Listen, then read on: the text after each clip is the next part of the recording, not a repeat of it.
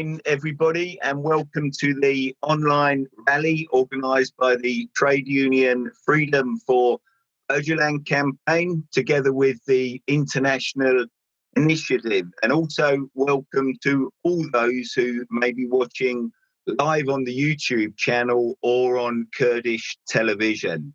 My name's Simon Dubbins, and I'm the Director of International for Unite the Union.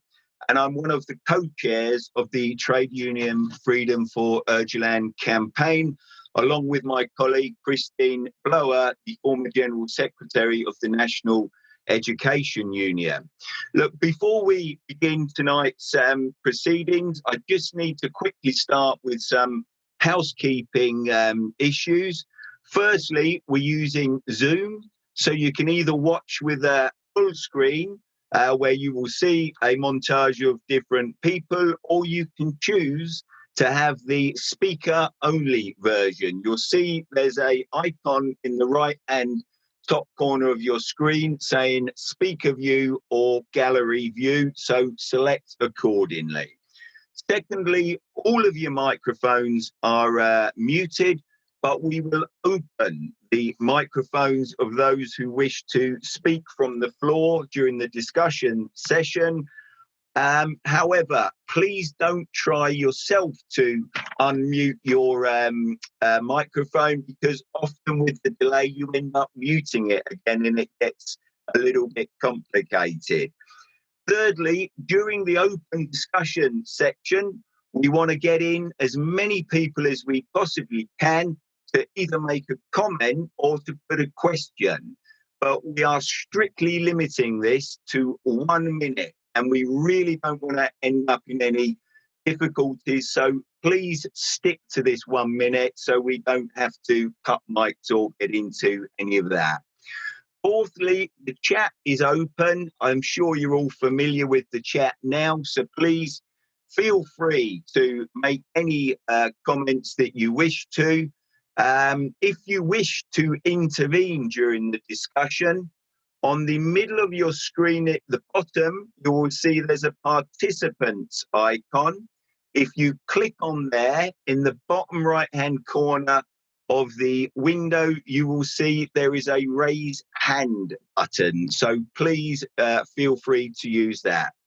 But finally, we will be monitoring the chat and the screens constantly and very carefully. We know that far-right extremists have been trying to hijack meetings of this sort. So if we catch any of that, we will obviously shut screens, microphones, and make sure they can't carry on trying to disrupt the meeting. We aim to finish by 8:30 at latest. Colleagues, just let me begin formally by thanking all of you for taking part. I can already see it's a terrific participation. As you know, I want to be clear about the focus. As you know, during this lockdown, there's been an explosion of online events, and there's been many sessions on the general situation in Turkey, Syria, Iraq, and the situation of the Kurds generally. We will, of course, be touching on all of these issues. It's impossible to discuss Abdullah Öcalan without touching on all of those issues. However, the real focus of this online rally is on Abdullah Öcalan himself and the need to build the campaign to obtain his freedom, to play his part in a new peace process after 21 years of solitary confinement in Turkey.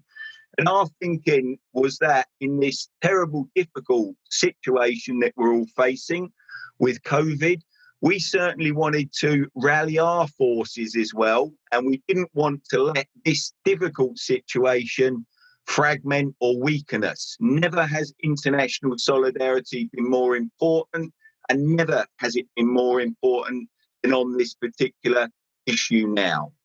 The trade union campaign was established in April 2016 at a meeting in the Houses of Parliament, and since then it's gone from strength to strength. We now have 15 of the UK's major unions as affiliates. We have been the official international themes at two of the most important trade union festivals in our annual calendar, the Durham Miners Gala and the Tolpuddle Festival. And we held a vitally important solidarity action at last year's TUC conference, which we will see a little bit later.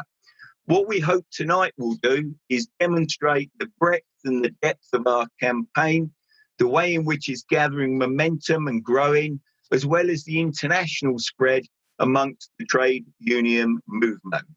We've got a series of video messages of support that we're going to play at different intervals throughout the evening, as well as some really important live interventions from a number of people who I shall introduce when we arrive at those points. The agenda and all the approximate timings have been posted in the chat, so you can find the details there, along with some other materials that will be posted during the evening. Without further ado, I want to begin by playing one more opening video immediately about our Durham and Tolpuddle events that very much captures the importance of Öcalan and what it's all about in this campaign. And it's one at which one of our campaign's community advisors spoke so eloquently about why Abdullah Öcalan must be freed.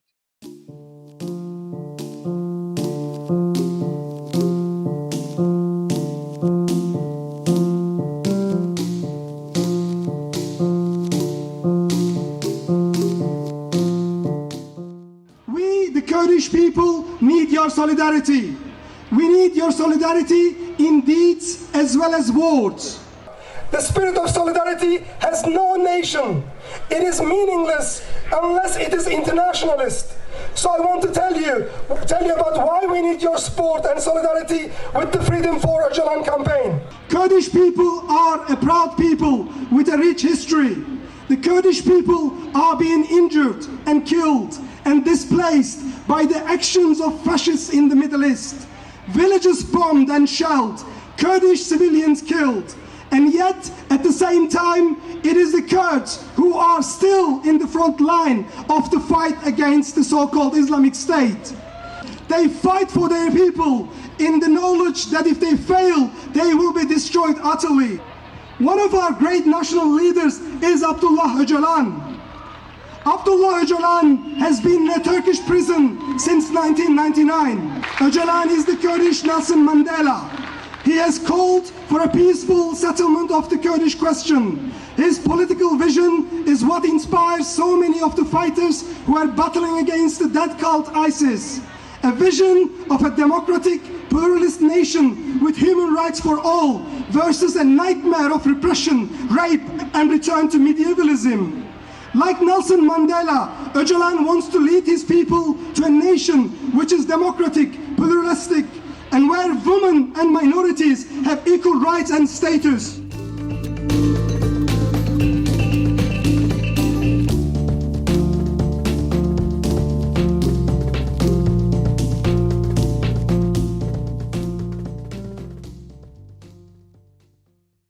I'm sure you'll agree it's a great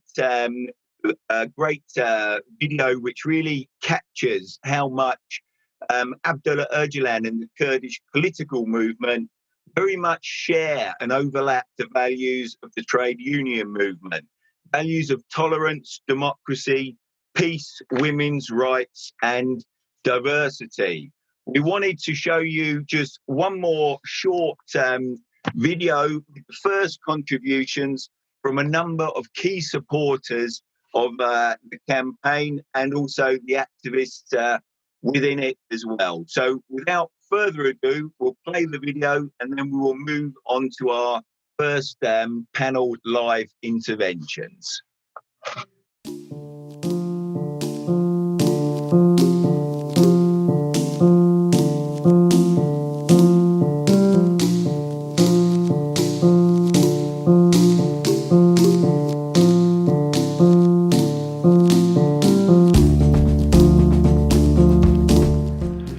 am Ögmundur Jónasson, a lifelong trade unionist, both in my own country, Iceland, and internationally.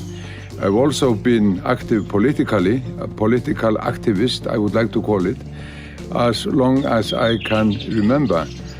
But above all, in this context, I'm a signatory to the international initiative Freedom for Abdullah Öcalan, Peace in Kurdistan. And I've been representing that initiative in Kurdistan, in Turkey, in Strasbourg, wherever my voice can be heard, and now with you.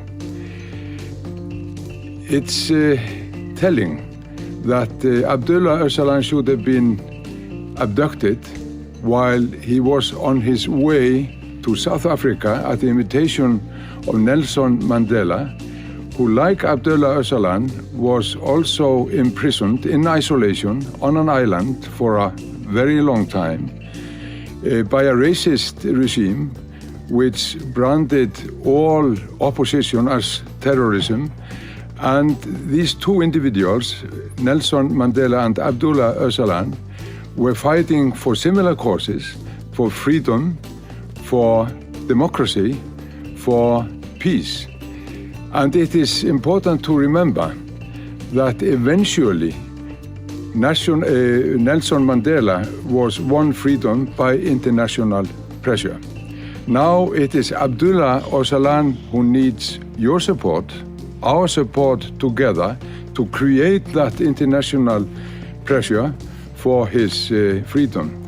But if he needs our support and our help, we no less, the international community, need his help, because his ideas have proved to be constructive and helpful in creating peace in Kurdistan, in Turkey, in northern Syria, Rojava, in the Middle East in general, and in the world in general. Abdullah Öcalan has been kept in prison for 21 years. That is 21 years too many. The demand now is freedom for Abdullah Öcalan now.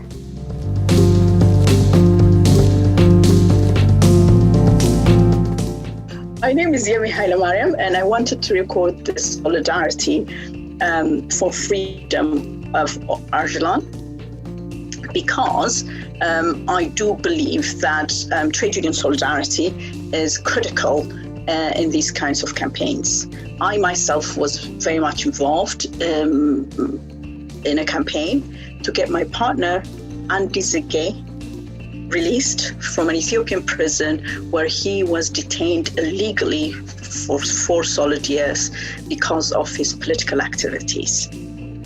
Trade unions like UCU, Unison, and Unite the Union were pivotal in getting him home. Lucky for us, we were successful, and in 2018, he was reunited with me and our 3 children here back in London. And I do hope, and I know actually, that solidarities from unions are very critical in these very long campaigns against repressive governments to get political prisoners freed. So I hope that we will get all involved and in this worthwhile cause of trying to get Abdullah Öcalan free from illegal detention. And let's hope that there will be solidarities from all the unions.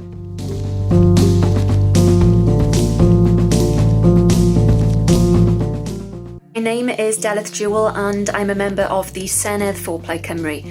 I am a supporter of the Freedom for Öcalan campaign, and I supported the hunger strikers last year, like Imam Sis, who lives in Newport, and really went to extreme lengths to show his support for the End the Isolation campaign. I urge you all to join me in supporting the Freedom for Öcalan campaign. The time has come. Freedom for Öcalan.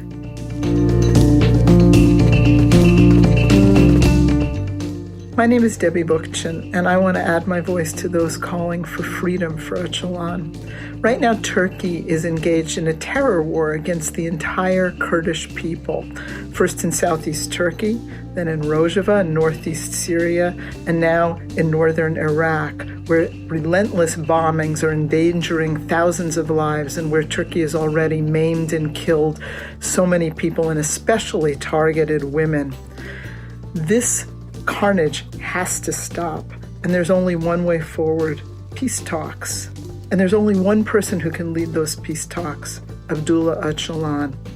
Like Nelson Mandela before him, Öcalan can lead the way to a lasting peace that will affect stability in the entire Middle East. It's time to move forward. It's time to release Abdullah Öcalan from prison. Free Öcalan. Do it now.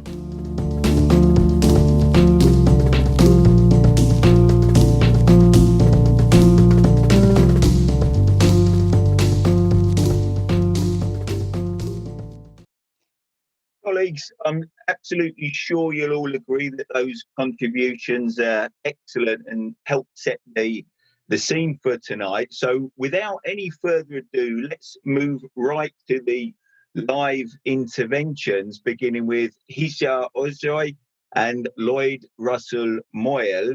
Hişyar is a member of parliament in Turkey for the HDP party. That's the left progressive party that achieved a huge breakthrough in 2014 and has been a major actor and political force in Turkey ever since. Hişyar is the co-spokesperson of international affairs. He previously taught at the University of Michigan on political sociology, social and political transformation, and the history and politics of the Middle East. He works as foreign relations coordinator and political advisor in the Diyarbakir Metropolitan Municipality, and he's vice president of the United Left Group in the Council of Europe Parliamentary Assembly. Hişyar, it's a real pleasure and a privilege to have you with us tonight. The floor is yours, Hişyar. Mute. Okay. Okay. Okay. Thank you so much, Simon. Thank you for this opportunity. My greetings to you and to all others who are part of this panel, as the audience, as the other speakers.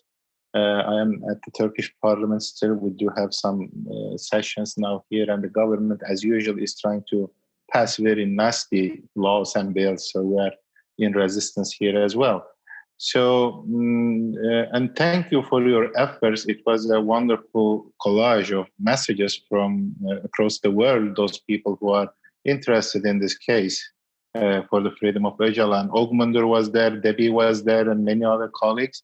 And honestly, they have said most of what I plan to say anyway. So let me do with the rest of my time. Let me see what I can do. So Mr. Abdullah Öcalan, of course, I mean, he's an individual, and mostly people talk about how his rights, legal rights as an individual, have been violated on a systematic basis. In violation of both the Turkish laws as well as international conventions.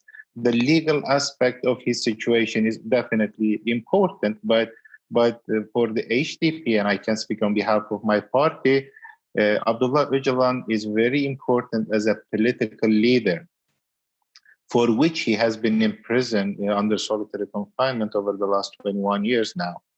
So we think he is under this tremendous policy of isolation because he does have many original and constructive ideas about the future of not only Turkey and Kurdistan, but the future of the Middle East as a whole. As we all know, we do have multiple conflicts across the Middle East. I mean, from Libya, Tunisia, Egypt to Lebanon, Syria, and Iraq. And when you look at the political landscape, there are almost no leaders who are offering something positive and constructive in terms of reorganizing our societies, our political systems, our economic systems, so that we can rearrange intercommunal relationships. So Mr. Öcalan has been putting forth various proposals, and these are all about reorganizing the society, more specifically to reorganize both. So the question of social difference on the one hand, as you know, we do have all kinds of differences, ethnic, cultural, political, sectarian, there are all kinds of differences. And unfortunately, in Turkey, Kurdistan, or the Middle East, we have not been able to find a way to organize these differences, right, in a peaceful, democratic way, egalitarian way. The second question is, of course, the question of inequality, right, which is tied to the question of difference, social difference. And the kind of inequality in terms of access to wealth is an increasingly big problem in the Middle East. So what Öcalan is offering is a set of very constructive and democratic ideas, proposals for imagining and constructing new forms of sociality. And this is not just for Turkey and Kurdistan, but for the broader Middle East. So I think he should not be just perceived as a Kurdish leader squeezed into his Kurdish identity. We think as the HDP, his work and his political activities so far do have a much broader relevance. And then he should be very carefully listened to as a person whose ideas can be key to the resolution of many problems that plague the whole region, the Middle East and beyond. So he was the key interlocutor during the peace process, which was in effect between 2013 and 2015. And with the termination of the peace process in 2015, there is a rise in authoritarian politics in Turkey. Since then, the Turkish government has been using every means at its disposal, repressive means at its disposal to attack the Kurds, not only in Turkey, but also in Iraq and in Syria. We do have a particular state formation now in Turkey who perceives the Kurds, the very existence of Kurdish people and their gains in Syria and in Iraq, as well as in Turkey, as the ultimate national security threat. I mean, it is a racist, authoritarian logic. It is an ultra-nationalist logic. And like the isolation of Mr. Öcalan on the one hand, and the rise of authoritarian anti-democratic politics in Turkey, there is an inverse relationship between these two.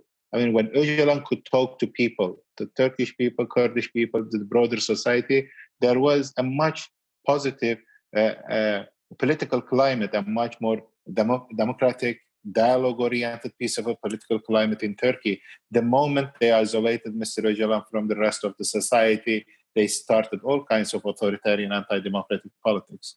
So the state has been instrumental, and from time to time, they have allowed family members and the lawyers to very briefly talk with Mr. Abdullah Öcalan. You may remember, before the local elections in Istanbul, they actually let the lawyers to have some meetings with Mr. Öcalan, a couple of meetings, but that was right before the local elections. And after the local elections, they started with their unlawful practice of keeping him under solitary confinement. I mean, that shows us something. In fact, if the government wants it, definitely Mr. Öcalan can have access to the broader public and express his ideas. The second point is the Turkish government also is aware of the power of Mr. Öcalan, despite the fact that he has been in prison over 21 years. So Mr. Öcalan is an individual whose political rights, whose legal rights have been violated. He is a political leader whose ideas are very influential, across the region. But I would say the last point is, I think now also the Turkish government, who is actually imposing this politics of isolation, they too are aware of the fact that Mr. Öcalan is not just a victim of state oppression, state repression. He is also a very powerful political figure who we think is going to have a very powerful say in the future of Middle Eastern politics. And finally, I would like to thank you for this Freedom for Öcalan campaign. So far, the HDP2, we have been working on the termination of the politics of isolation on him. It is definitely time. We are actually late for pushing for the freedom of Öcalan, not simply for the termination of isolation on him. And thanks again for the opportunity. Hişyar, thanks so much for joining us and for your excellent intervention, which gives us an insight and reminds us again how the Turkish state did engage with Abdullah Öcalan in the search for peace. And that's exactly where they need to go again in the future.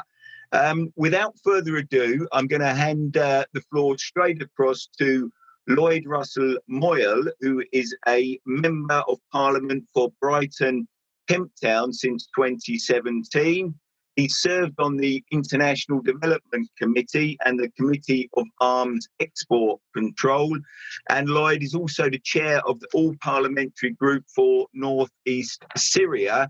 And I've had the pleasure of visiting the region with Lloyd on a couple of occasions. So he knows the situation. I think, Lloyd, you're going to explain as well why, from your point of view, freedom for Öcalan is so important and how we build pressure to bring that about. The floor's yours, Lloyd. Thank you very much, Simon. And those two trips that we made there, first of all with Labour and trade unionists, and second time with Labour Conservatives and trade unionists, was an important set of trips to see how many of the ideas that Öcalan has espoused, and he spent many years in the region building up local community groups. This is years, decades before the current Syrian crisis, but building them up, embedding democracy into local communities, making sure that particularly women were at the heart of a lot of that local community democracy, but also the ideas of, democratic confederalism. Not the idea that you just want to create a new state that has new problems, but actually that you think differently about how states work, particularly with minorities, the inclusion of all minorities.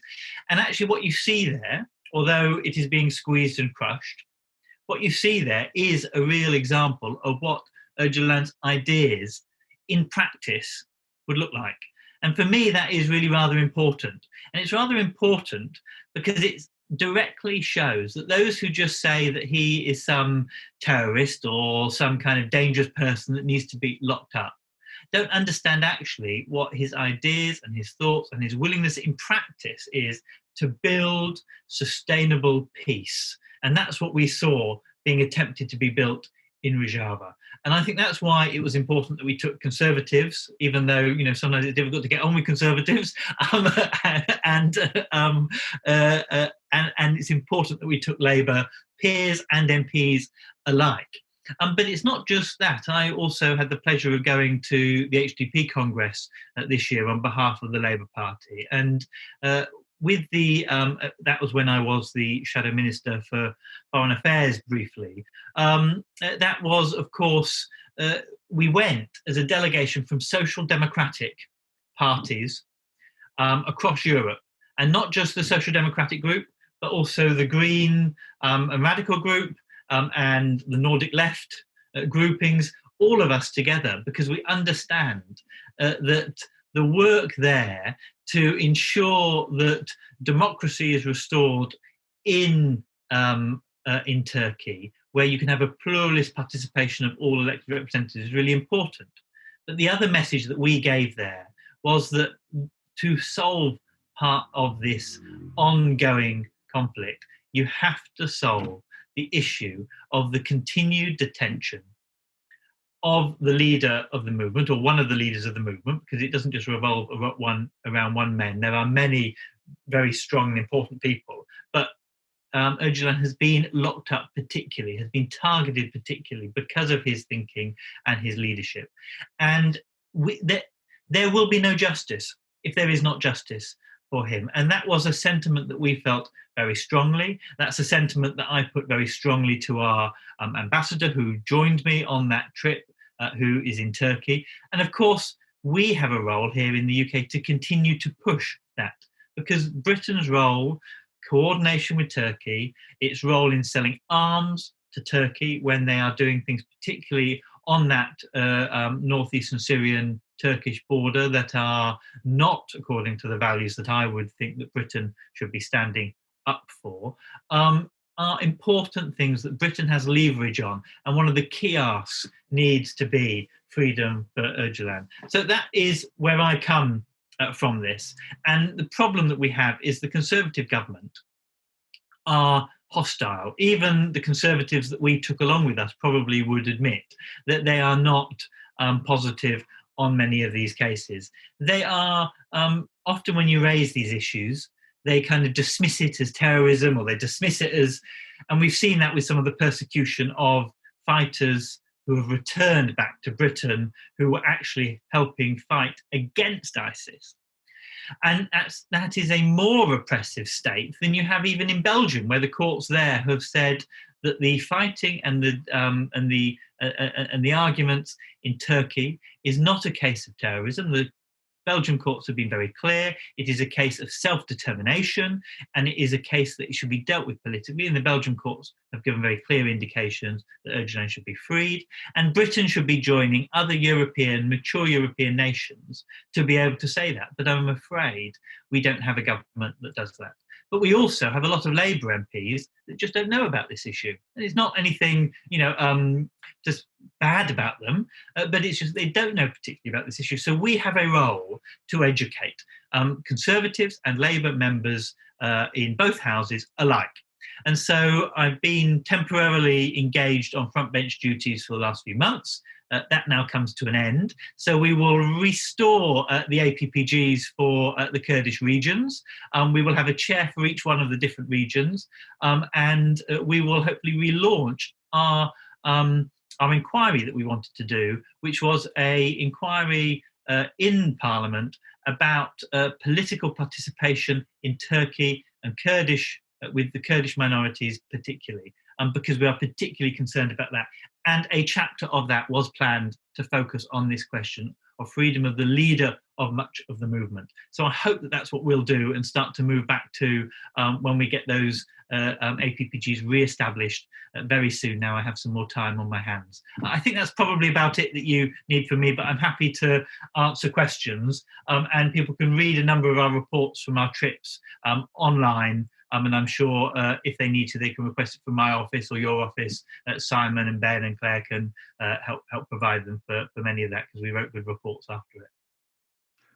Okay, thanks ever so much, Lloyd, and Hişyar too. Look, before we open the floor for the 15 minutes of input and exchange, we have another short video of messages of support. These are almost exclusively Kurdish colleagues. I think you'll see that they're extremely important and give a clear impression of just how important our solidarity is for the situation that they're currently in at the moment. So let's just watch this short collage of messages, and then we will open the floor for discussion.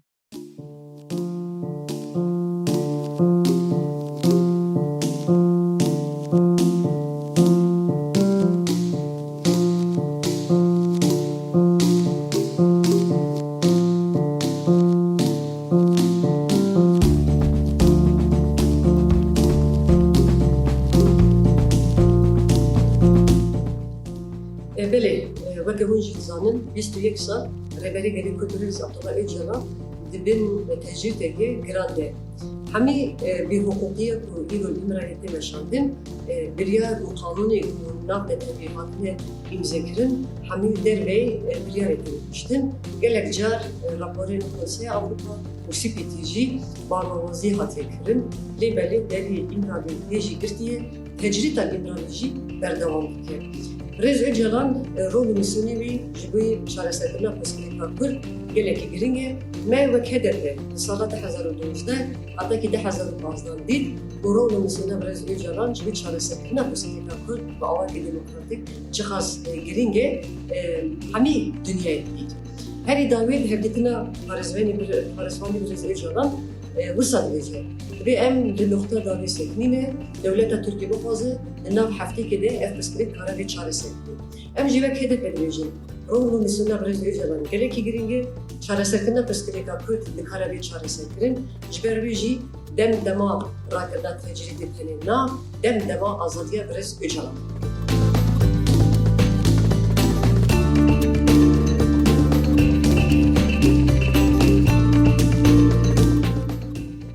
Abdullah Öcalan is the only modern Kurdish leader who has been able to lay down a peaceful exit plan out of the bloody wars imposed by the nation-states in the Middle East. Öcalan proposes a democratic confederal coexistence of peoples, of which Kurds would comprise a component with equal rights and liberties. Peace and freedom reigns in the lands wherever his proposals are materialized, as we see in Rojava, and war ravages the lands wherever his proposals are refuted, as we see in Turkey. Öcalan's freedom will signify the beginning of the materialization of the peaceful coexistence of peoples in the Middle East. Freedom for Öcalan means giving peace a chance.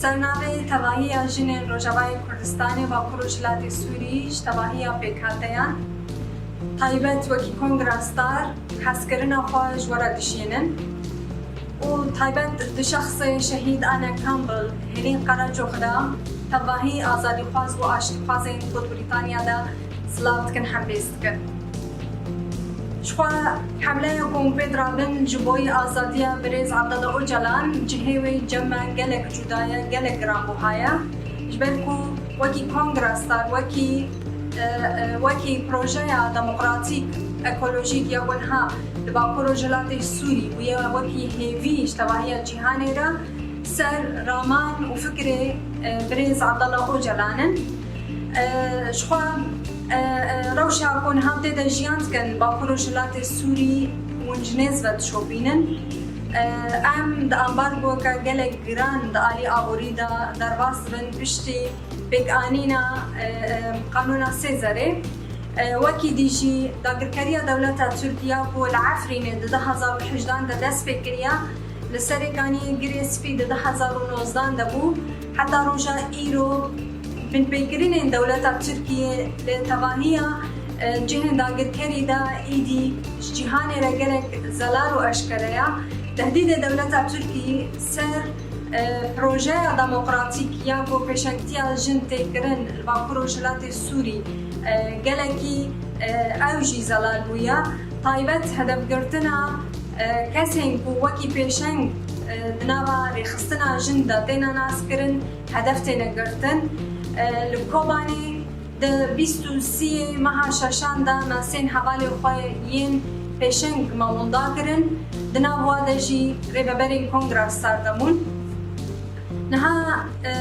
تهدید دولت ترک حتی روجا ایرو هر هنا هر زیده دبن لآلی عین عیسا کنگونکا یعنی رخصتونگونکا چتین دولت ترک هنا جوی ایریشکا محتمل یانو هیا جبويجي وكي خلقين ببروجلات السوري يكو قريبون بالخدانية كجلك منظم بالكاريا هبالو رخصتنين خواين لتبايا جهاني وينجي دنابدا جهكي جلك مزن ولا يستن بشجري جبوي شورشا ببروجلات السوري يكو بنابه شورشا جن جارك دي بشجري جلك هي خورتر ببي جنين كون هادنا بود حاضر هم بهتر وكي كونغرستر ام جركا كارو خبات بحبرة بكن ام اتفاقا آوا بكن ام تجربة خو بحبرة بار بكرن جبوكو ام كاربن راست ام جهانكا كو عدالت وكهبي وجنت دا بيشنگ بيم آوا بكن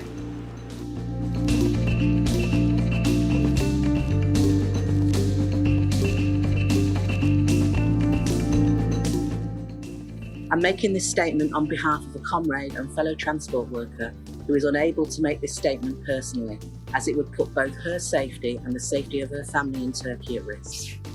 Like many in the Kurdish community who have fled oppression in Turkey and other places, she still has family back home, a family who may suffer reprisals from the Turkish state if she was to speak out.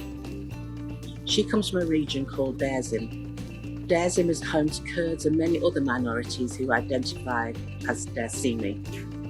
It's also the location of a dark chapter in Turkish history.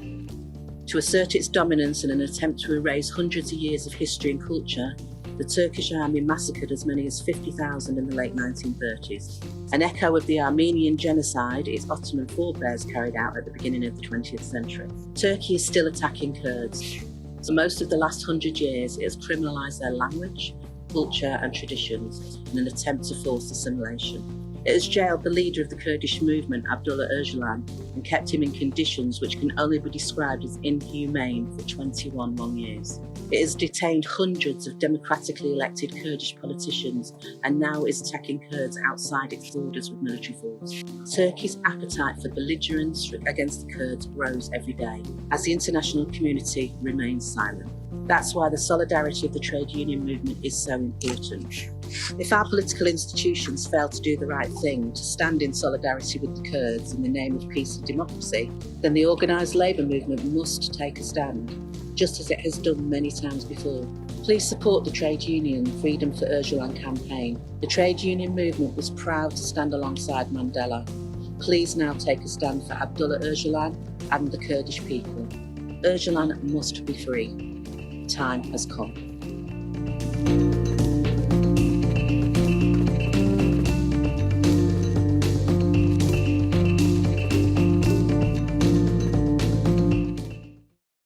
Okay, colleagues, once again, I think a really moving video, and it should bring home to you just how important our solidarity is for people on the ground living some of the realities and difficulties.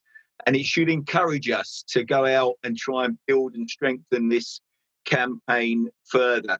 Please also just bear in mind that some of those videos have been made under very, very difficult circumstances, and we really appreciate the effort and trouble they've gone to send them through to us. I'm going to open the floor. We've had a number of indications of people who want to put their questions directly. I'm going to call Tom Murphy first, and your mic should be opened in a moment, Tom, and then Havin and Paul and Turkan. Tom, the floor's yours. Thanks, Simon. Tom Murphy from Unite Union.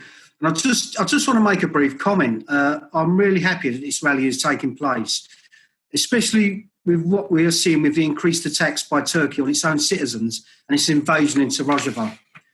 As you know, I've followed and participated in this campaign for a few years now, and I'm pleased to see it growing from strength to strength.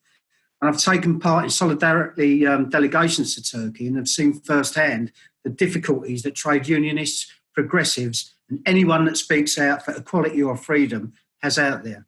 And I've really seen through this campaign the importance that a free Abdullah Öcalan would play for the peace for the people of that region. That this is a trade union campaign is hugely important, as we are the largest civil society organisation in the world, and we have a great track record in campaigning for the release of political prisoners. So I just want to give my full support to this rally and urge any union members to affiliate to the campaign. So my question is to Hişyar. So Hişyar, given the current unstable and chaotic situation and that Turkey looks to be on the brink of collapse, to what extent does this situation pressure Erdogan to release Abdullah Öcalan to help stabilise the situation, or will it in fact be the opposite and lead to further repression? Thanks, Tom. Thanks, Tom. Let me take a couple more questions before we bring Hişyar and Lloyd back in. Havin, I can't see you on my screen, Havin, but your mic should be open. Okay, hello. Oh, Havin, there you are. Okay. Good evening, Simon. Good evening. I want to also say that we are, of course, in total solidarity and in working in tandem with you in the campaign. And I must say today was especially a grand rally put by your team and you. So congratulations on this once again. Now, of course, there's an amazing resistance and a struggle to build an alternative way of life, both by Abdullah Öcalan on the İmralı Island prison, as well as tens of thousands of local leaders who are in Turkish prisons at the moment. And of course by the Kurdish people and their friends and other peoples in the region, especially seeing the horrendous fascistic attacks by the Turkish state. Now, of course, the slogan of our campaign is perfect. The time has come, because it is quite philosophical as well as reflects the moment. So I would like to second Hişyar, and I would like him to tell us a little bit more about how much this intersection of what is happening at a world scale, which is the collapse of the civilization as we know it, the patriarchal civilization, and what Öcalan and the Kurdish people are doing at the moment on the ground, how this is intersecting, how this resistance is actually affecting everybody, and how important Öcalan's freedom is at the moment as such. Okay, thanks, Havin. I've got Paul Peacock down as well. Paul, I think they're just opening your mic. There you go. Hello there, everyone. My name is Paul Peacock. I'm a Unite representative in the northeast of England. Currently, Operation Claw Eagle has been launched against the Kurds in the Makhirma refugee camp. This is genocidal aggression. Acts like this are getting buried by the right-wing press. How do we, I think it goes back to Lloyd's point, how do we sort of like educate people, get people on side, and how do we like make this like an international cause when we don't really have a voice as yet, but we actually need one to take this cause forward? Okay, thanks, Paul. Hişyar, do you want to come back first, and then perhaps Lloyd, you've got some comments on the questions and points put as well. Hişyar? That is unmute. Thank you so much for the questions and contributions. Very briefly, I know we do have time pressure here. The chances to release Öcalan under the current circumstances in Turkey, I mean, Turkey is pretty much squeezed, really. It is cornered in regional politics, economically, politically. We do have all kinds of problems in Turkey. And we think that actually Mr. Öcalan, a dialogue with him, is the way out, not only with respect to the Kurdish question. Turkey does have problems in Syria, in Iraq, in Lebanon, Libya now. And this almost chronic economic and political instability that has been kind of plaguing the country over the last 5 years. I mean, given the situation, Mr. Öcalan is the way out. But the other problem is, even if Erdogan wants to do it, then he has his ultranationalist allies who are terribly against any kind of positive attitude on the Kurdish issue. So we think with this government, with Erdogan and MHP government, it is next to impossible to have any kind of way forward. So we need to overcome this government first. But I think more and more people are coming to the realization that if Mr. Öcalan is released, or at least in the first stage, if he is able to dialogue with both the government and the rest of the society, there will be positive developments. It all depends on actually if people work on this issue, make this an international issue, and put enough pressure on the government. With respect to Havin's question, thank you very much. I mean, we should know that Mr. Öcalan, over the last 20 years, he has been writing on mainly the crisis of the nation state and capitalism as it has been materialized in the Middle East, right? So when you look at the whole Middle Eastern geography, it is not simply because some crazy Shia, Sunni people or Kurds, Turks, we just keep killing each other. It's not about that. It is about the fact that over the last 100 years, certain political formations that we call the nation state have been established in this geography, and these formations have not been able to respond to two fundamental challenges: how to organize social and political difference, and how to organize egalitarian societies. Still, we do have these problems, and now in very chronic forms and with tremendous violence in the region. So in that sense, the kind of ideas, criticism of Mr. Öcalan with respect to the question of the nation state, as well as organization of like society, economy, and political systems in the Middle East. And definitely, so Mr. Öcalan emerged not just as a, I would say, like individual, a political leader. He is a very, very risk-taking, creative thinker, and his body of thought does have a lot of potential for people to engage.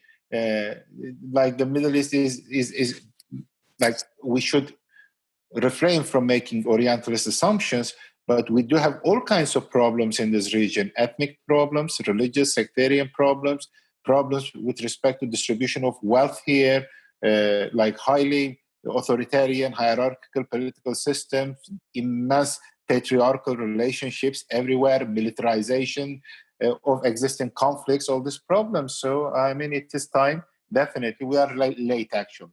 It has been 20 years.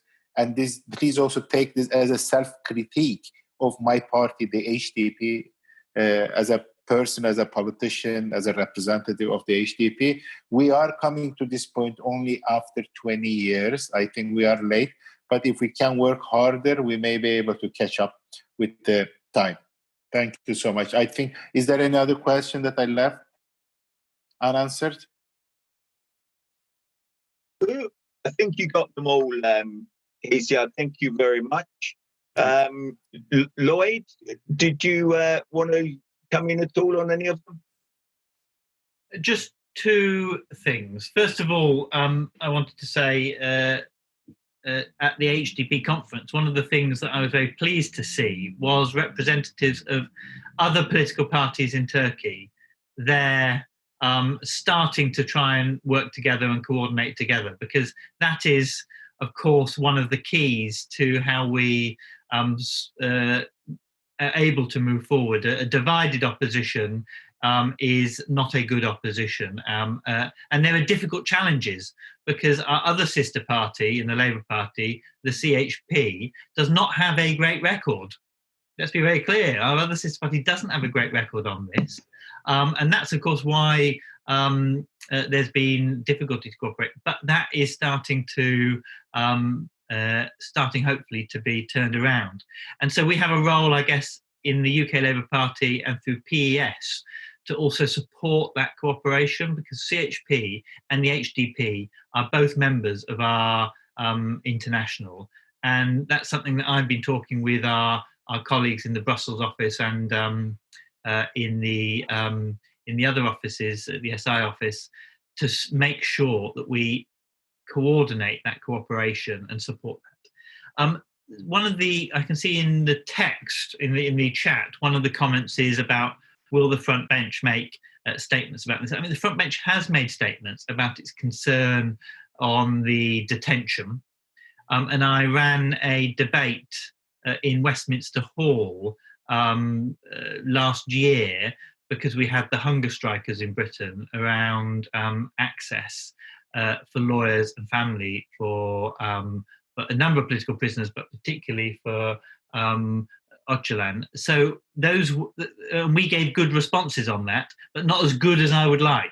And part of that is an education role that we need to do with members of parliament. And I think trade unions, who have very good links often with Labour members of parliament, play a really important role in that as well. The delegations, but also trade unions contacting and talking to members of parliament about why this is important and why what we see here is a particular model of working that is, if the ideas are furthered, that is around socialism and that we need to support. And I hope that Lisa Nandy and her team are sympathetic to those views, but they need to be brought on that journey, as all MPs do. Okay, thanks very much, Lloyd. I've got 3 more questions, and I know Hişyar is under extreme time pressure. So please, 1 minute only. I've got Sarah Glynn. So we'll open your mic. Sarah, followed by Turkan, and then Osman. 1 minute only, please. Hi, so Sarah Glynn from Scottish Solidarity with Kurdistan, also a member of Unison. And what I wanted to ask, we've obviously made a lot of comparisons with Mandela and anti-apartheid, and an important role in that was boycott, divestment and sanctions campaign.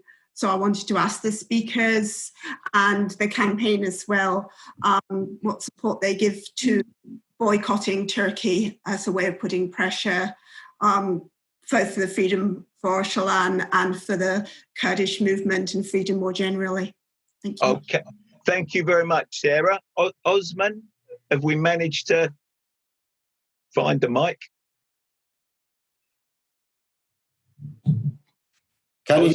There you go, your mic's open, Osman. Okay, great, thank you. This is great, Simon, to see you again, and thanks for organisers. It's very appreciated from my side. I don't want to too much take of your time, and especially that this rally is still ongoing while the coronavirus is in place.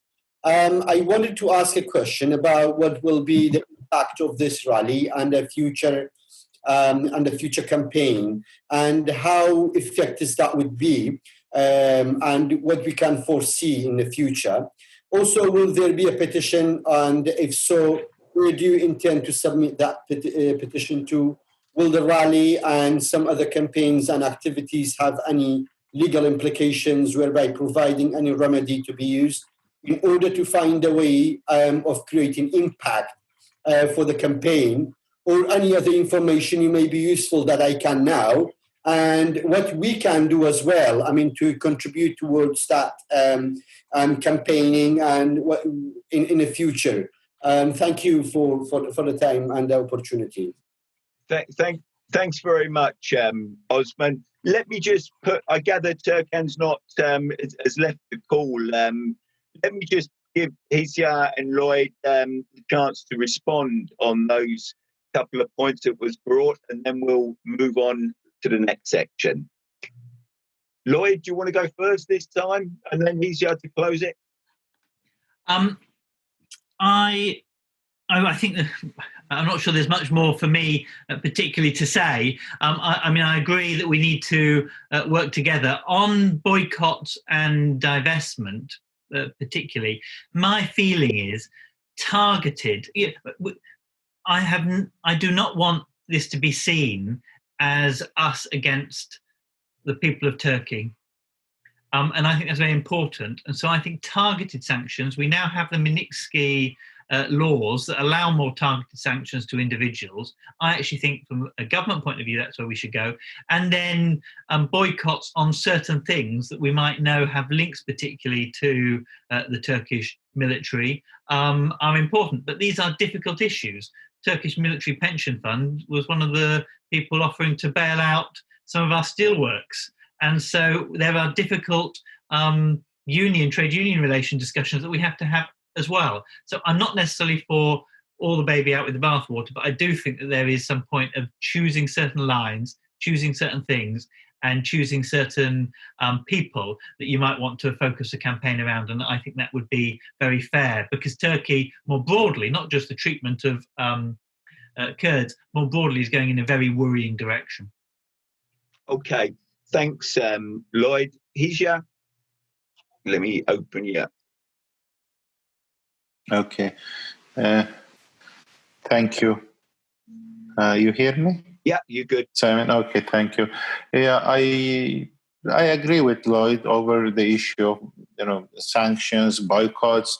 I mean, if you look at the situation in South Africa, say like 30 years ago, you would see that the apartheid regime came to a point of dialogue with Mandela and his friends only after systematic boycotting of the country, right?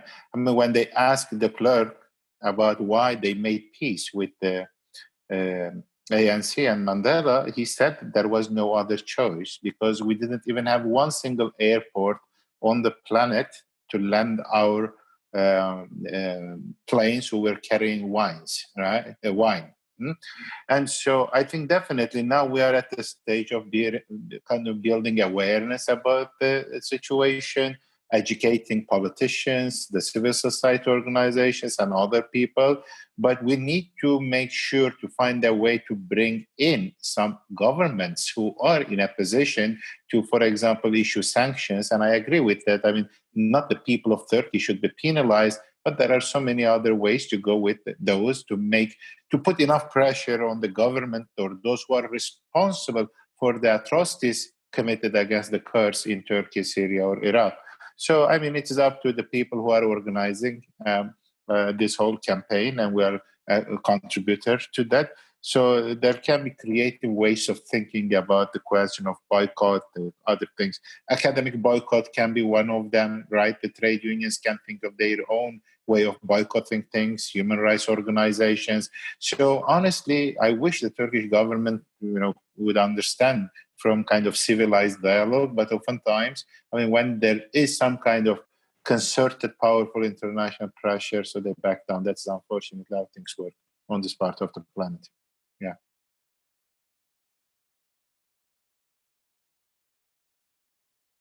I'll mute myself. Hişyar and Lloyd, look, let me on behalf of everybody just say a real big thanks to both of you for excellent and insightful contributions. And Hişyar, we do appreciate difficulties, so it's a real privilege to have you live with us at this event. And I do appreciate as well you're under a lot of time pressure, so we hope you can stay, but we understand 100% if you need to deal with any more pressing matters.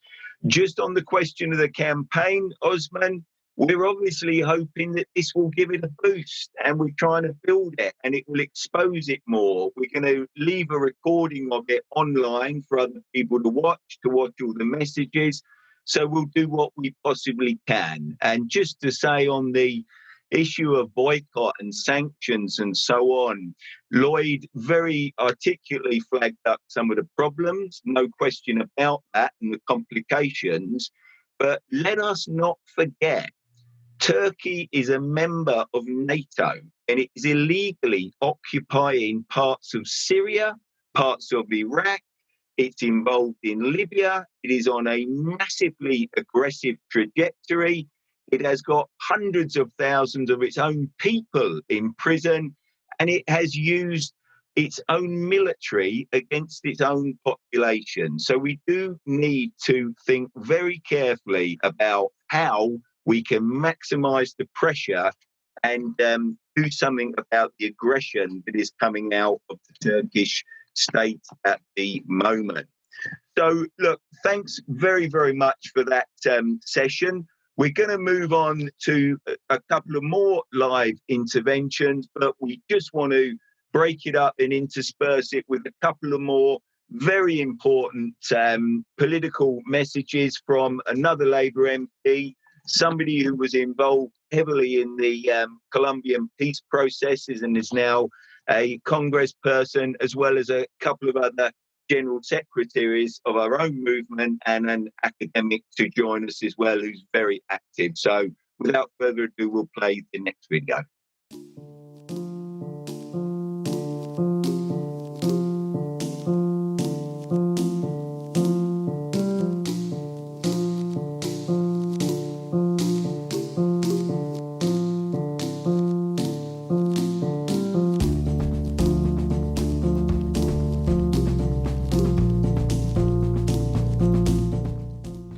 I'm Kate Osborne, Labour MP for Jarrow, and I'm really pleased to be supporting the Freedom for Öcalan campaign and to join my brothers and sisters in the trade union movement in calling for the end to the imprisonment of Abdullah Öcalan. I became aware of the campaign as a trade union rep in Unite and was struck by how Öcalan's writings of equality, women's liberation and grassroots democracy echoed those of the global trade union movement. I'm proud that Unite was one of the founder unions of the campaign, and I truly believe that the trade union movement across the world is the biggest social movement in the world. And we can make a real difference to political prisoners. Look what we did for the Miami 5, for countless Colombian prisoners and for Nelson Mandela. I was extremely happy to speak on behalf of my union on various platforms such as the TUC and on union fringes, but I was especially proud to raise it at the Labour Party conference a few years ago. I called for Öcalan's freedom and in support of the Kurdish people's struggle, and I'm happy now as an MP to continue to stand up and speak out, supporting the Freedom for Öcalan campaign and in solidarity with the Kurdish people. And I assure you that I will do all I can to get my fellow MPs to also support the campaign. Please help to build the international pressure for an end to Öcalan's imprisonment and affiliate to the Trade Union for Freedom Öcalan campaign. The time has come.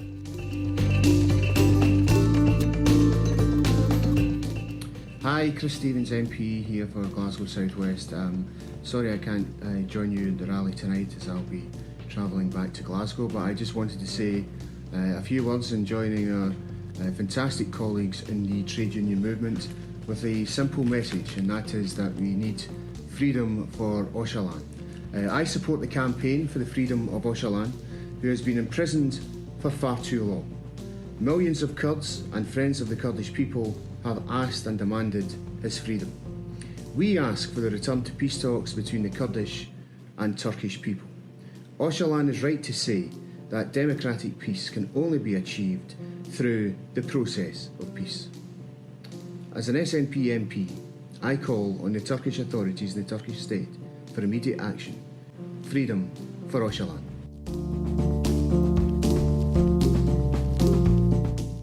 Soy Victoria Sandino Simán Carrera, exguerrillera de las FARC-EP, negociadora del acuerdo de paz y ahora soy congresista por el partido FARC que nace resultado del acuerdo de paz entre la guerrilla y el Estado colombiano firmado en el 2016. Después de 50 años de lucha armada de manera ininterrumpida en nuestro país. Quiero unirme a la campaña sindical internacional por la libertad de Abdullah Öcalan, quien lleva más de 21 años en prisión, encarcelado injustamente por parte del Estado turco. Abdullah es precisamente presidente del partido del Kurdistán y desde la prisión ha escrito varias obras desarrollando temas diversos como el confederalismo democrático, que invito a estudiar, el feminismo kurdo y la lucha contra el fascismo. De pronto en Colombia no estamos muy enterados de lo que pasa con la lucha de los kurdos o la lucha kurda, pero invito que sea esta una gran oportunidad para que conozcamos esa otra realidad y también expresemos nuestra solidaridad. Llamo a que movimientos sociales, partidos políticos, sindicales en América Latina a que se sumen a este apoyo internacional por su liberación. Nosotros y nosotras también sabemos qué es vivir bajo la represión de un régimen. Aún después de haber firmado un acuerdo de paz, tenemos prisioneros políticos, incluso extraditados en los Estados Unidos, como es el caso de nuestro querido camarada inolvidable Simón Trinidad. Es por eso que sabemos que lo importante que es el apoyo internacional para visibilizar todas estas reivindicaciones y seguir luchando por la libertad. Libertad para Abdullah Öcalan.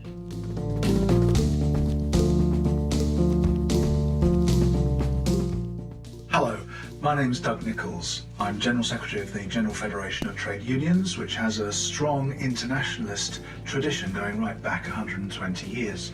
One of our priority campaigns is the Freedom for Öcalan campaign. We've supported this since its inception, and we've held festivals to celebrate the work of Kurdish communities and their culture in this country and overseas, and we've sent delegates to witness firsthand the appalling situation that the Kurdish community and Democrats and trade unionists and public sector workers face in what must be the world's most brutal regime at the moment, Turkey. 30 years ago, we celebrated the release of Nelson Mandela from prison. His release was very much an international, global struggle, and it was particularly well supported by the British trade union movement. We believe now that our priority is the Freedom for Öcalan campaign, and we would urge all trade unionists and all democratic, peace-loving people to prioritise this campaign. He's imprisoned because he stands for peace, equality for women, democracy and a non-sectarian future for not just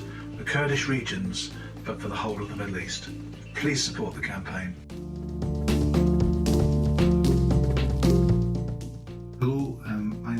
Flanagan. I'm General Secretary of the Educational Institute of Scotland, which is the main education union here in Scotland for teachers and lecturers. I'm pleased to make this short solidarity video in support of the campaign to free Abdullah Öcalan. These are turbulent times across the globe. We've seen many people having to make a stand in relation to basic democratic rights against dictators of all shapes and sizes. So it is useful to take a moment to reflect upon the sacrifice that others have made in being prepared to challenge oppression wherever it's occurred. In that respect, the 21 years in jail that Abdullah Öcalan has suffered is a real testament to the strength of his conviction, and one that we should respect greatly. I come from Glasgow, which is a city which in the past was the first in the world to grant the freedom of the city to Nelson Mandela when he was incarcerated in the apartheid jails. We then had the pleasure of welcoming him when he was released, and I hope that one day soon we'll be able to also welcome a released Abdullah Öcalan. So I think it's appropriate we have an active campaign here amongst the Kurdish community and supported by the trade union movement to have him released, and this particular solidarity video is sent with genuine solidarity greetings, and hopefully before too long we will be able to celebrate his freedom. Thank you very much. Hello, my name is Karianne Westren and I am the chair of the EU-Turkey Civic Commission and a professor at the University of Bergen, Norway. In one way or another, we all have been affected by the recent pandemic, COVID-19, that has kept us in isolation in our homes during lockdown. In this situation, my thought goes to those suffering from extreme conditions, like the tens of thousands of political prisoners, and among them the leader of the Kurdish freedom movement, Abdullah Öcalan, who has been held in solitary confinement in horrible conditions for 21 years. Öcalan's isolation is due not only to the danger of the spread of the coronavirus, but also to the authorities' fear that his ideas and strong influence will spread and represent a threat to Turkey. On the cover of COVID-19, everything can happen to him, such as sudden illness and death. Therefore, it is important to have constant attention directed at Öcalan's situation, and the trade union's campaign contributes precisely to that. The political movement that Öcalan has deeply influenced has managed to spark off a cultural and social transformation of the role of women and every layer in Kurdish society. Indeed, like Mandela, Öcalan has become a teacher to his people, and the movement is a school for the Kurds. Freedom for Öcalan, so that he can resume his tireless efforts for peace and democracy. As Mandela said, only free men can negotiate. Prisoners cannot enter into contracts. Öcalan's ambition is peaceful negotiations with Turkey. This clearly shows that he is a world leader, and even more, he is a teacher of humanity.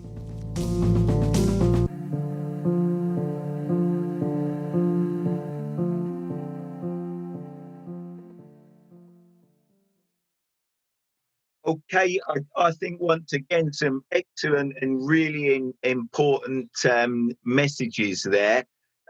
Carrie Ann, I missed you on the last round. You had your hand up. If it's okay, what I'd suggest is I just bring in Christine and Elif as planned, and then call you straight after they've made their contributions. So without further ado, I'm going to hand the floor to Christine Blower, who's the former General Secretary of the NEU, which is the Teachers' Union, and is still President at the moment of the European section of Education International that brings together all the teachers' unions across Europe. She's also in the upper house of Parliament in the UK, has been a massive and tireless campaigner on international issues. And I think Christine's going to say a few words about the importance of building the international aspects of this campaign. Christine, the floor is yours.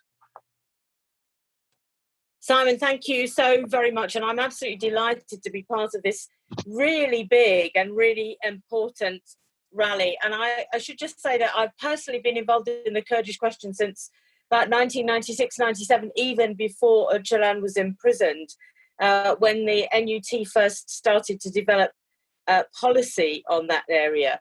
And I have visited the region on many occasions, always a meeting with Eğitim Sen, our member organisation and sister union in Turkey, and working very closely with the Kurds. And of course, making the case for the fact that Kurdish children should have education in Kurdish, and that the Kurdish language should be decriminalised in the way it's been criminalised by the Turks.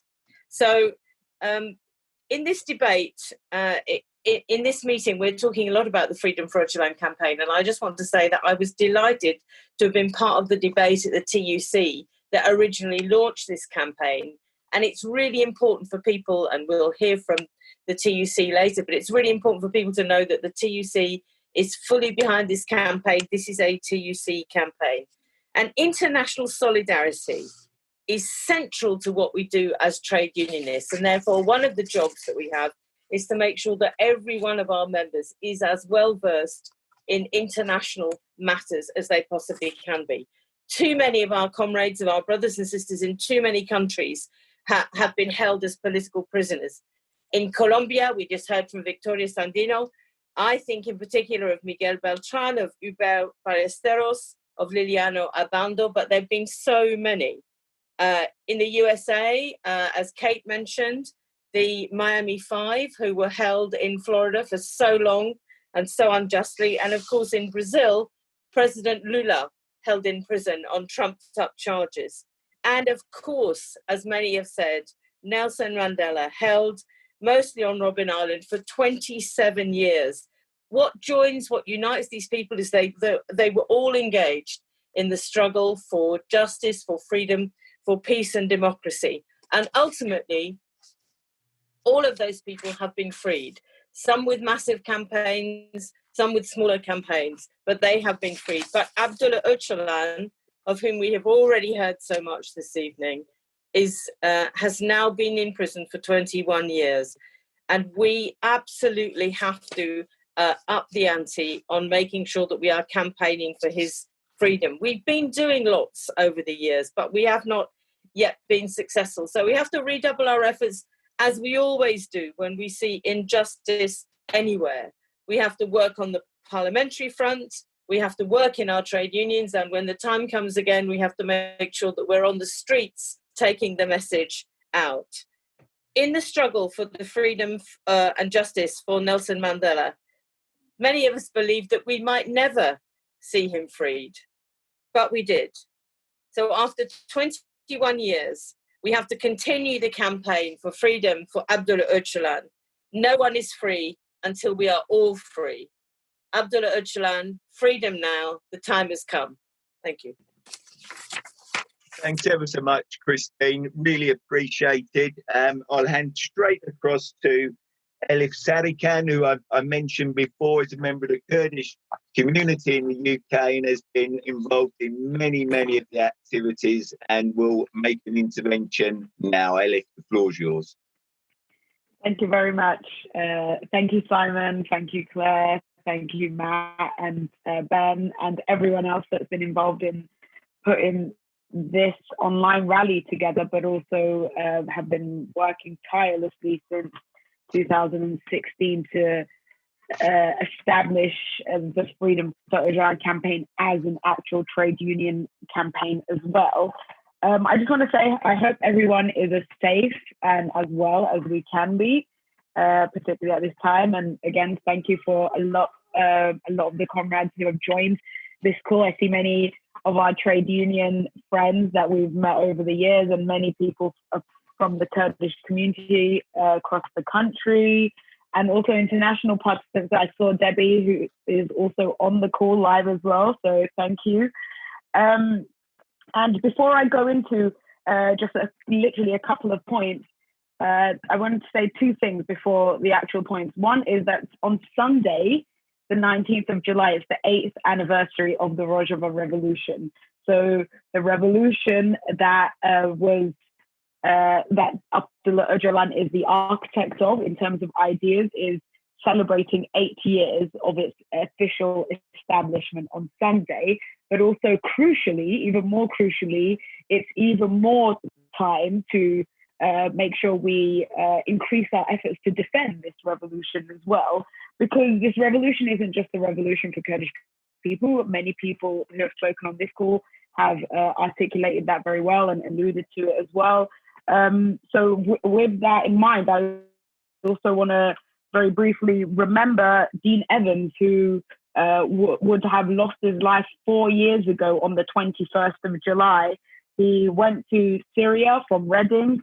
He was a farmer before he went, and he was killed in Manbij within the ranks of the YPG while fighting for the territorial liberation of Syria in general. Now, I think when we talk about the trade union movement and so on, it's really important to understand the history of the trade union movement. Of course, we don't have time to go into it today, but the trade union labor movement has been very crucial in establishing a culture of internationalism across society in where we live across the British Isles. And therefore, it's really important when we're seeing so many changes and so many very scary policies being developed by governments across the world. It's very important that we keep that, because solidarity, and particularly international solidarity, as we know for many years, is literally what keeps us human, and that's the bare minimum. And what we build on that is what can only be meaningful. And so the link between the Kurdish community and the trade union movement is crucial, particularly for that reason, but also because it's important for there to be a harmonious relationship between diaspora communities, who are of course diasporas for a reason, and a labor movement that labor and trade union movement that has set many crucial precedents, not just for the workers and the laborers of this country, but also for international struggles.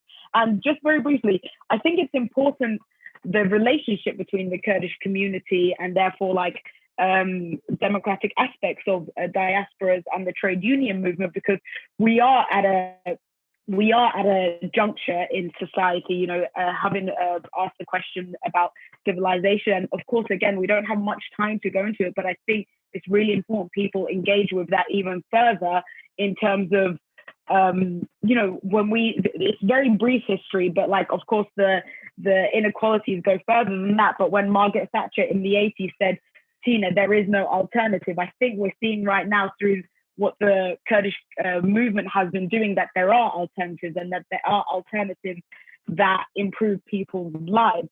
So I think that links into why the freedom of Abdullah Öcalan is so important for Kurdish women and the Kurdish women's movement, is because of that, of those ideas. And Hişyar spoke about the creativity, which I think is really crucial. It's important because Abdullah Öcalan is not just an individual, he is a thinker, he is a very importantly creative thinker, and also he was able to set precedents that Kurdish women were able to take and also run with. This is why we call Abdullah Öcalan in Kurdish Reba, which means to show the way. And showing the way means that many local leaders or many local people who showed the way can also build on that precedent. So just finally, I just wanted to say that, our struggle is not the only struggle around the world right now. There are many very crucial struggles across the world, actually also where we live as well, the position of workers, of migrants, of women, and so on, which is why we need to further develop a politics, but also a culture and actually a feeling, an emotion of international solidarity that can also make way for a understanding of common struggle, which means all of our struggles are tied with each other. So therefore, our freedom, our freedom is everyone's freedom, and everyone's freedom is our freedom, and that they are inherently and necessarily tied with each other. I just wanted to make a very brief point on the boycott Turkey thing. I just wanted to join Hişyar and Simon, you, and also and also others who mentioned that it must be a targeted boycott, but also just add that boycotting Turkey and therefore the Turkish state, aspects of the Turkish state in a targeted way, is not just solidarity with the Kurds. And that's really crucial to understand. It's solidarity with democratic aspects, it's solidarity with alternatives, with freedom, and more crucially, which is something we don't talk about as often as we should, peace. It's solidarity with peace, which is why we need to boycott in a very clever, creative and targeted way. We need to boycott the Turkish state. Thank you very much, and thanks so much for organising this. Thanks so much, Elif, for another brilliant contribution, as always. I missed something in the chat. Mark had said, please use the hashtag @Freedom for Öcalan. Please take a look at that if you can. And also, I must call Carrie Ann, who I missed out on the previous round of questions. I don't know if we can answer Carrie Ann's mic. Yeah, I'm here. Can you hear me? Go on, Carrie. Thank you very much, Simon, and your team for organizing this amazing and timely rally. I have two brief questions. Maybe Hişyar, I don't know, Hişyar is still there with us. I don't know. But is there any sign of change in Turkish authorities' rhetoric about Öcalan and his situation? And the second question, is the trade union campaign, mentioned at all by Turkish authorities or in Turkish mainstream media? I mean, this is a really crucial and very big, a huge campaign. So I'm sure they are aware of it, but is it mentioned? Is it discussed in media, for example? Okay, thank you very much, Carrie Ann. Let me unmute Hişyar Okay, thank you. Thank you, Karen, for the question. Unfortunately, we don't see any sign of change, I should say.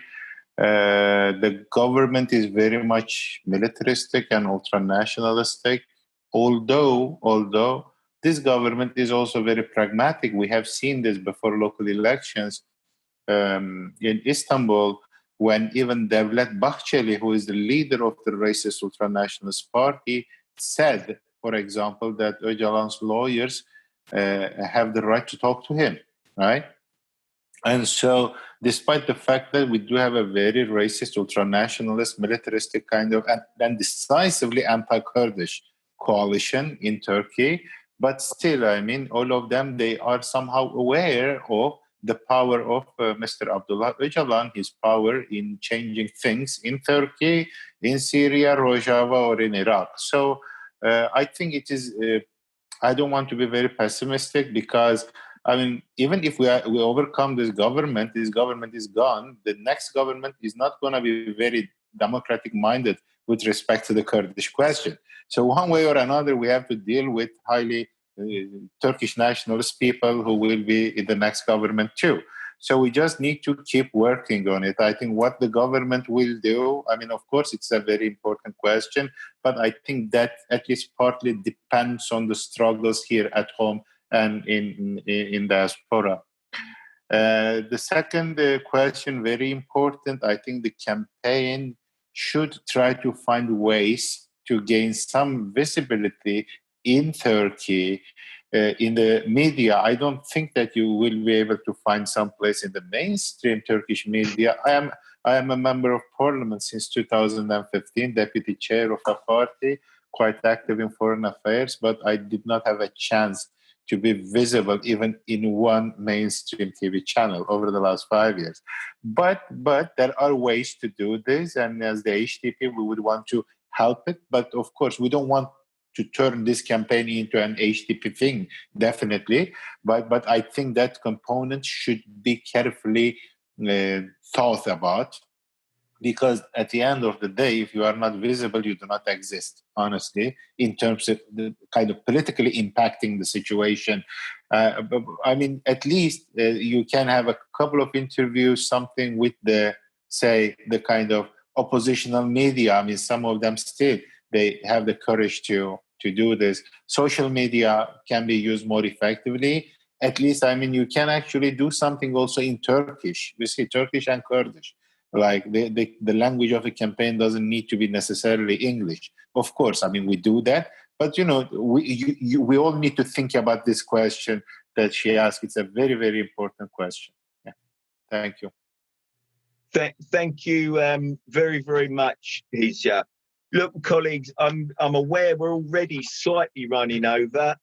We've got 3 short things to do before we draw the events to a close. We have received, unfortunately, they've got some real difficulties, as I'm sure you're aware, in South Africa, but COSATU, the South African Trade Union Confederation, which was born in struggle and knows everything about how to fight repression, sent us a full statement to be read out at the meeting. I won't read all of it, but we will post it afterwards. And I will read, though, just 3 short paragraphs, which I think are vitally important and say absolutely everything. The 4th paragraph begins, speaking at a Kurdish festival in Germany, Mandela said, "We know what it means to be oppressed in your own country. We know the pain of a mother whose child has disappeared. We know what it means to have your nationality and culture insulted."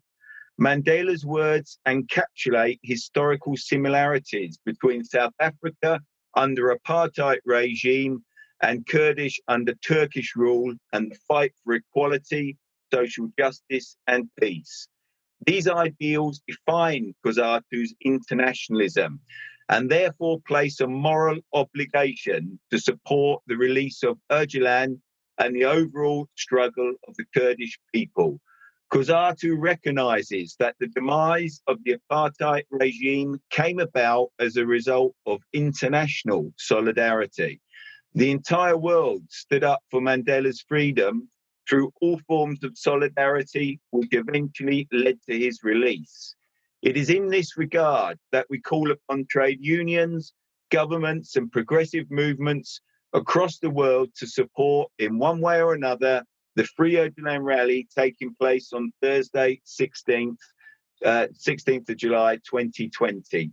We reiterate our demands to free Abdullah Öcalan so he may play his part in guaranteeing peace in Kurdistan, just as Nelson Mandela did here in South Africa. In the words of our iconic steward, Nelson Mandela, to the Kurds, "I am part of the Kurdish struggle. I am one of you." I think it's an excellent and beautiful statement, and we'll make sure it's circulated to everybody. We're now on the issue of international solidarity. We wanted to give you a demonstration from a number of colleagues. We've had many more messages than this, but we're trying to keep it manageable. We're going to play you a short video with clips from Spanish, Italian, French and Irish colleagues pledging their support for the campaign.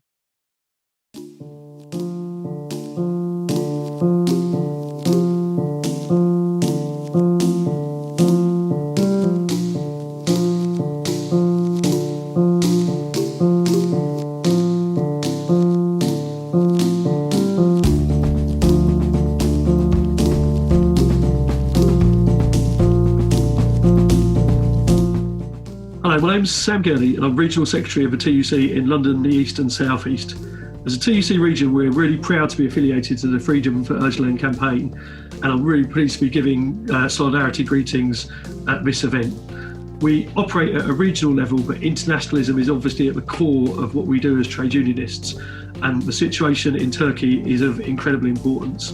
As someone who's of South African origin myself, I grew up in the Liberation Campaign for South Africa and the British anti-apartheid movement and the ANC in exile, and I absolutely understand the importance of support and solidarity for political prisoners.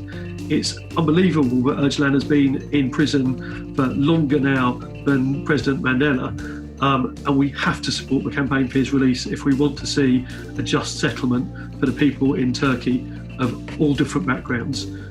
So we offer our support and our solidarity today. We will continue to work with the campaign and others to achieve that and to support our trade union sisters and brothers in Turkey as well. Good luck for this event.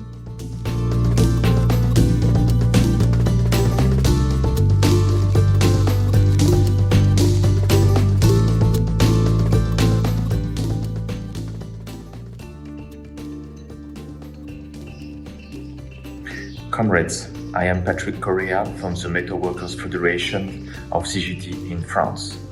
I'm recording this video to ask for the release of Abdullah Öcalan, the founder and leader of the Workers' Party of Kurdistan. Abdullah Öcalan has been sentenced to lifelong prison with no respect of human rights and democratic rights. For that, we stand with all human rights NGOs, political parties and unions that are asking Turkey to release Abdullah Öcalan immediately. Thank you.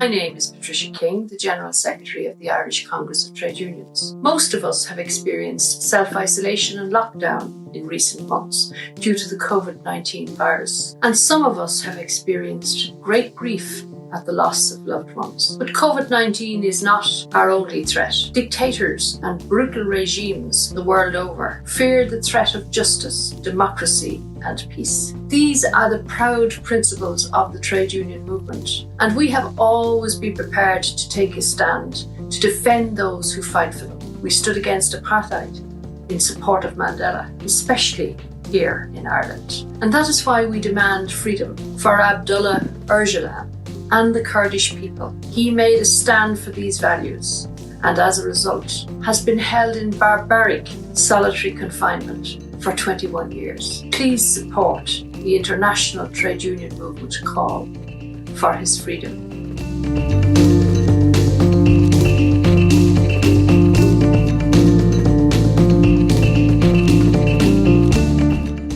Comisiones Obreras de Industria, el primer sindicato de la industria de España, queremos unirnos a la reivindicación de otros muchísimos sindicatos del mundo y de las fuerzas progresistas y democráticas en general, que exigimos la liberación inmediata del compañero Abdullah Öcalan, miembro del Partido de los Trabajadores del Kurdistán, preso con una cadena perpetua desde hace años en Turquía.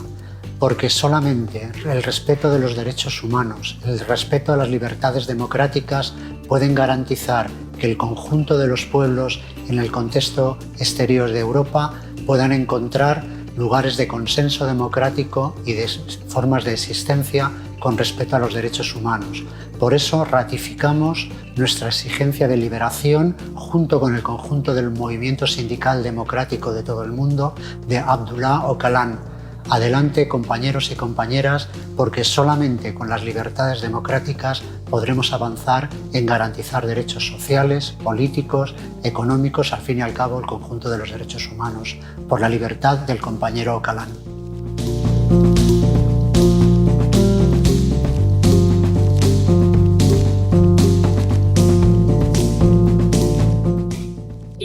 Comrades, with this video as we want to raise our voice together with our comrades and colleagues of the other trade unions in Europe and the UK, who are raising their voice to ask the freedom for Abdullah Öcalan. Abdullah Öcalan is now in prison since 21 years in the island of Reay in complete isolation, with not even the possibility to talk to his lawyer. It was possible a few moments only last year after a strong mobilization that we have supported as well. And we call for his release, of course, for the respect of the human rights, and also to stop the persecution of the Kurdish people. Abdullah Öcalan has spent all his life to build a peaceful solution for those territories who have been martyrized and destroyed by years of war. We think that giving him back his freedom is, of course, an answer in the sense of the respect of the human rights and the civil rights, but also a step in the right direction to build a real process of peace in the Middle East based on ecological transition, gender equality, who has really teach many things to the world in these years of struggles in Syria.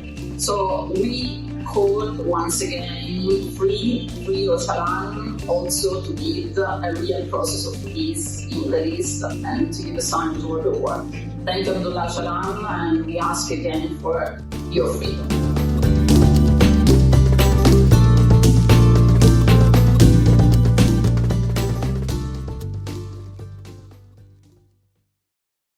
Look, it's again, I think it's a terrific display of some of the support outside, but we know we've got a lot of work to do yet to get other confederations and labour movements really active in the campaign and throwing their weight behind it. So if anybody is listening across Europe or in other countries or taking part, and your union or your confederation is not on board, please do everything you can to try and build support. It's vital that we really move to the next level and next stage in this campaign.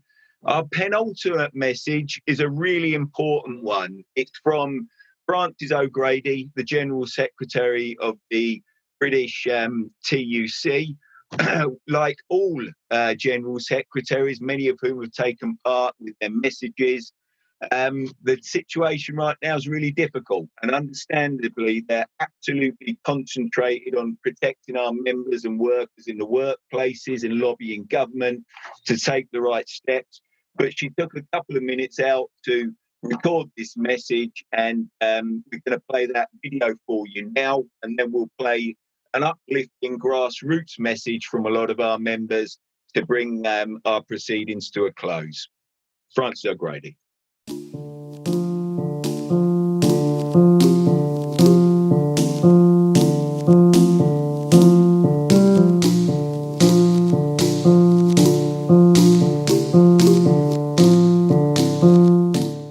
Hello, my name is Francis O'Grady. I want to bring you greetings on behalf of the whole TUC, the umbrella organisation for every independent trade union in Britain, together representing nearly 6 million workers. And together we want to bring you our support and solidarity for the campaign for freedom for Ocalan. The trade union movement in Britain is an internationalist movement. We know that an injury to any worker anywhere in the world is an injury to us all.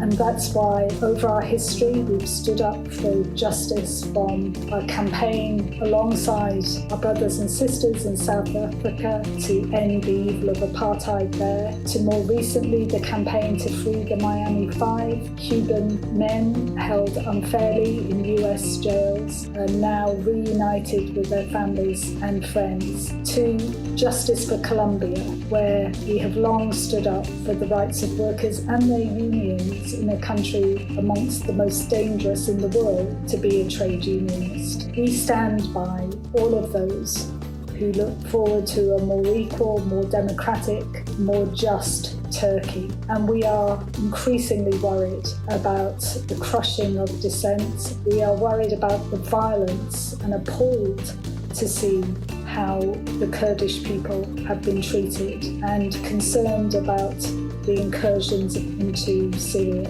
We understand the importance of standing up for human rights too. And of course, Mr. Ocalan has been held in prison for so many years, most of them in isolation, away from his family and his comrades, an abuse, we believe, of his human rights. And so we want to send our support to you in this campaign.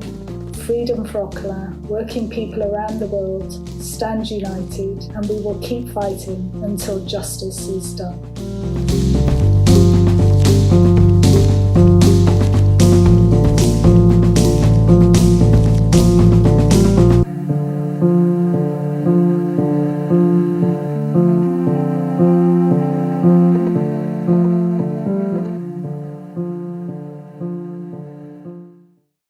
it's a great and inspiring message, and I would love to see the day when all national confederations can replicate that action.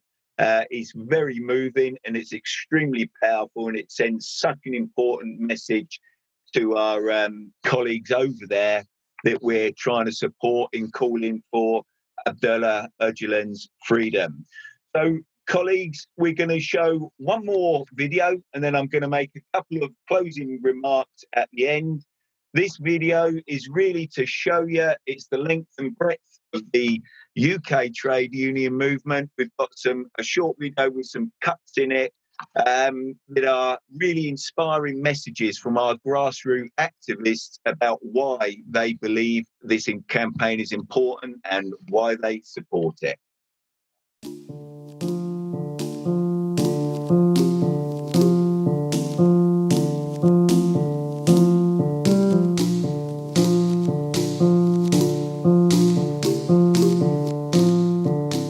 My name is Paul Peacock and I'm branch secretary of Unite Sabic on Teesside, and I'm a proud unionist for 40 years. Hello, my name is Louise Regan and I'm one of the national officers from the National Education Union. My name is Siobhan Taj and I'm the General Secretary of the Wales TUC. My name is Andrew Pearson and I'm the convener for Ford Bridgend Engine Plant. My name is Taza, I'm a member of the GMB and a cadre from Halabja. Hello, my name is Stephen Smiley. I'm Deputy Convener of Unison Scotland and Branch Secretary of our South Lanarkshire branch. I'm Marz Colombini from ASLEF, the Train Drivers Union. I'm a member of the Regional LGBT and National LGBT Unite Committees. My name's Gaynell Samuel and I'm a Parliamentary and International Officer at PCS. Hi, I'm Ronnie Draper. I'm the General Secretary of the Bakers Food and Allied Workers Union. I'm Clive Tickner. I'm the Branch Chair of the London North North West Branch. My name is Zita Holborn and I'm the National Vice President, Public and Commercial Services Union. My name's Sam Gurney and I'm Regional Secretary of the TUC in London, the East and South East. I'm on the Public and Commercial Services Union National Executive Committee. Hello, my name's Kevin Reynolds. I'm the Chair of the London Eastern Service Sector Committee. My name is Deborah Reay and I'm the Chair of ASLEF's Women's Committee. My name's Michelle Rogers. I'm the RMT First Woman National President. These are challenging times. Many of us by now have experienced self-isolation and how frustrating it can be. As I record this message, we're about 14 weeks into lockdown. And to be frank, I'm finding it a bit of a struggle. Many of us are experiencing some tough and challenging times right now. We know what it's like to be anxious, to be lonely, to be by ourselves, and to not be around those people who we care about and those that we love.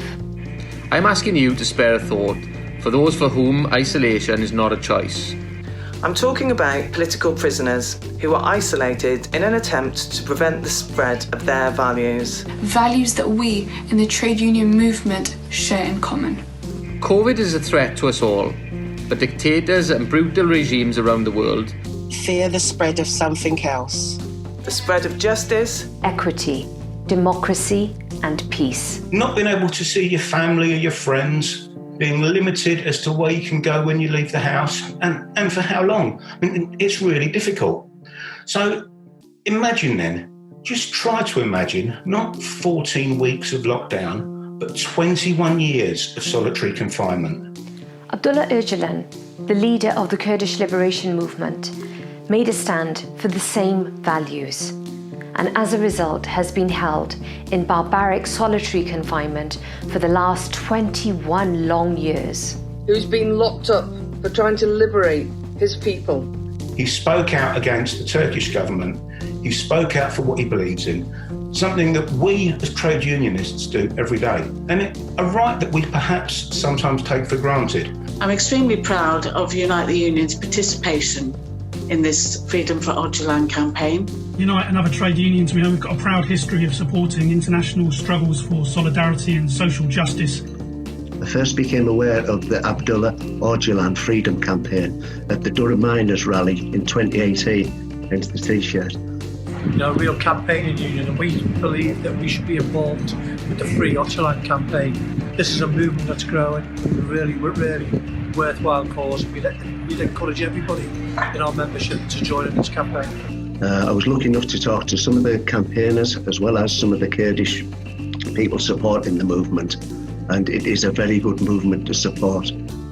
Please join us in calling for freedom for Öcalan.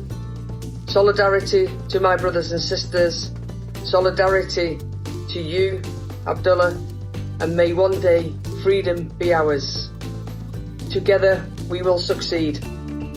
Abdullah Öcalan has become known as the Turkish Mandela, and there are clear parallels, not only that they both have endured over 2 decades of imprisonment for opposing oppressive regimes on behalf of their people, but also because in the same way that we, the trade union movement, played a key role in campaigning for Mandela's release and opposing apartheid, we as a movement must now be key in campaigning for Öcalan's release. We stood against apartheid and in support of Mandela. Today we must make a stand for Ocalan and the Kurdish people. Join me in demanding freedom for Öcalan. And peace for the Kurdish people. And we have to support the campaign for his release if we want to see a just settlement for the people in Turkey of all different backgrounds. Join me in demanding freedom for Öcalan. Collectively, we can demand freedom for Öcalan and peace for the Kurdish people. Please support the trade union Freedom for Öcalan campaign by sharing this message with your followers on social media using the hashtag 21 years. Hashtag the time has come. Hashtag freedom for Öcalan. Join me in demanding freedom for Öcalan and peace for the Kurdish people. The time has come. The time has come. Time has come. The time has come. The time has come. The time has come.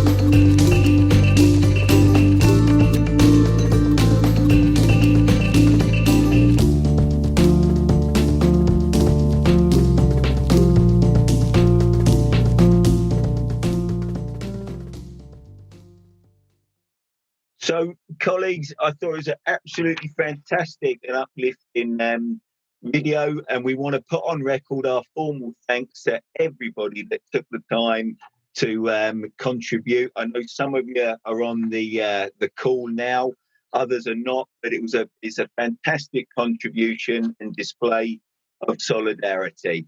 On the issue of thanks, I want to just mention a few people in particular. Matt Nathan, who you've not seen here, who is our campaign director, has done a truly unbelievable job in pulling the videos together and making this event happen. I think it's almost pushed him over the edge a couple of times, but he's really pulled things out of the hat and done an unbelievable job. I want to thank Claire Baker, who has chased people up no end and helped pull everything together in the preparation of it. Ruby, Ben and Aladdin, who've been monitoring the chats and just making sure we've not had any nasty far-right people or anything trying to break in here. I want to thank the International Initiative for Freedom for Öcalan, especially having Reay and Estella for all their help. To our fantastic speakers, Hişyar, Lloyd, Elif and Christine. And I want to close with this. Our plea for you, and thanking all of you for taking part in it, is this: help us join the campaign, get your branches and regions affiliated, talk to people in your workplaces, lobby your MPs, and let's lobby the government. And I'm absolutely convinced, just as we succeeded in getting Mandela out and the Miami 5 and many of the Colombian prisoners and the others, we will succeed in this. There is nothing more important at the moment in the difficulties we've got. We cannot afford to become just insular and looking out only for ourselves in our own countries. We must not let them break our international solidarity. It's in our DNA as trade unionists and activists. It's more important than ever that we pull together in these difficult times. Let's keep the focus. Let's build this campaign as well. Freedom for Abdullah Öcalan. And thank everybody for taking part tonight. Thank you.